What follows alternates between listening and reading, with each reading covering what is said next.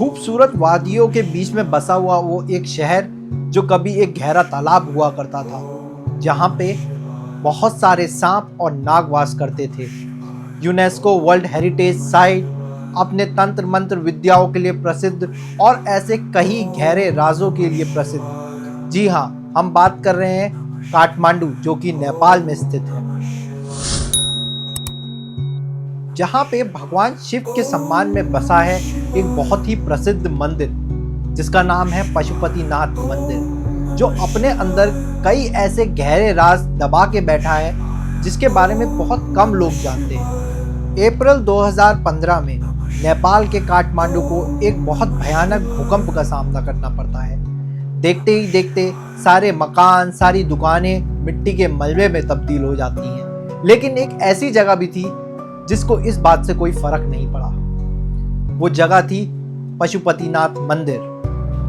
काठमांडू की बागमती नदी के किनारे बसा ये भव्य मंदिर, जहाँ पे लगभग 100 शिवलिंगों के दर्शन हम एक साथ कर सकते हैं। यहाँ पे हर एक शिवलिंग का रहस्य बहुत ही अनोखा है।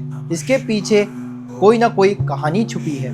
नेपाल महत्व की माने तो यहाँ पे एक ऐसा शिवलिंग भी है जो अपने आप प्रकट हुआ है, और जब ये शिवलिंग प्रकट हुआ, इसके बाद से काठमांडू को शिव जी की भूमि माना जाने लगा है।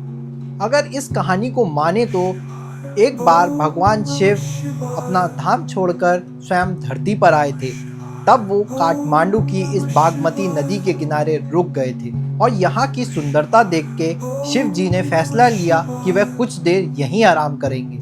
जब बहुत समय तक शिव जी वापस नहीं लौटे, तब भगवान विष्णु ने अपनी दिव्य शक्ति से जब ये देखा कि भगवान शिव एक हिरन के रूप में बागमती नदी के किनारे आराम कर रहे हैं, तो उन्होंने स्वयं भगवान शिव को धरती से वापस लाने का फैसला किया। और जब भगवान विष्णु वहां पहुंचते हैं तो उन्हें देखकर भगवान शिव, जो कि हिरन के रूप में है, वो इधर उधर भागने लगते हैं, और उनको पकड़ने के प्रयास में भगवान विष्णु के हाथ में उस हिरन के सींग आ जाते हैं, और वो टूट के वहीं गिर जाते हैं। सींग टूटने के बाद भगवान शिव तो अपने स्वयं अवतार में वापस आ जाते हैं, और भगवान विष्णु उनको वापस उनके धाम ले जाते हैं। लेकिन यही माना जाता है कि जहाँ पे वो सींग टूट कर गिरे थे, कुछ समय बाद वहीं पे एक शिवलिंग प्रकट होता है, जिसको आज हम पशुपतिनाथ का मुख्य शिवलिंग मानते हैं। आज ये शिवलिंग उस मंदिर का मुख्य आकर्षण है।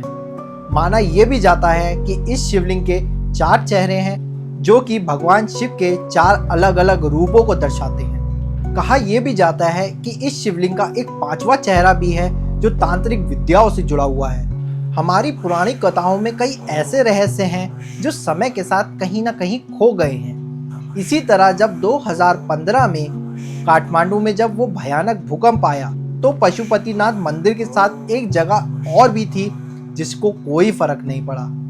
वो था इस मंदिर का कुम्हारी घर, जहाँ पे स्वयं जीती जागती देवी रहती है। काठमांडू की कुमारी देवी एक 5 साल की बच्ची है। उस लड़की को कुछ ऐसी ऊर्जा का अनुभव होता है जिसको वो कुछ समझ नहीं पाती।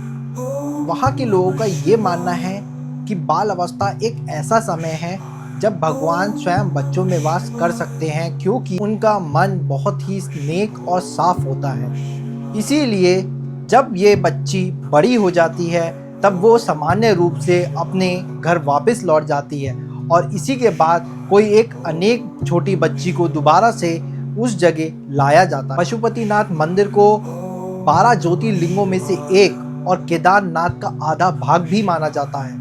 और माना ये भी जाता है कि जो लोग भी पशुपतिनाथ मंदिर दर्शन करने आते हैं, उनके दर्शन तभी पूरे होते हैं जब वह बाबा केदार के दर्शन केदारनाथ जाके करें, क्योंकि पशुपतिनाथ में बैल के सर और केदारनाथ में बैल के पीठ के रूप में शिवलिंग की पूजा होती है। मान्यता ये भी है कि जो लोग इस मंदिर में दर्शन करने आते हैं, उन लोगों को पशु योनि कभी प्राप्त नहीं होती। लेकिन अगर वो मंदिर में दर्शन करने से पहले नंदी के दर्शन ना करें तो इस मंदिर के बाहर एक आर्य घाट है।